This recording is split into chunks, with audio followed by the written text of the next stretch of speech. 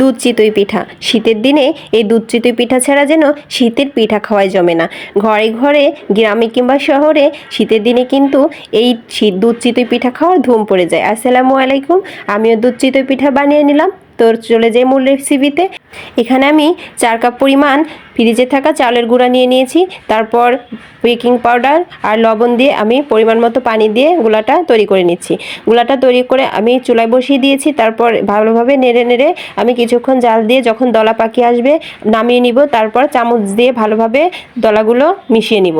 তো পাশেই আমি দুধটা জাল দিয়ে নিচ্ছি। তো এখানে আমি 1 কেজি পরিমাণ দুধ আর সাথে দারচিনি, এলাচ, তেজপাতা দিয়ে জাল দিয়ে নিচ্ছি।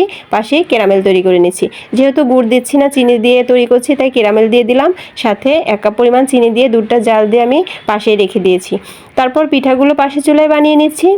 তো চালের গুঁড়া দিয়ে এভাবে ডো তৈরি করে পিঠা বানালে কিন্তু পিঠাগুলো দারুণ হয়।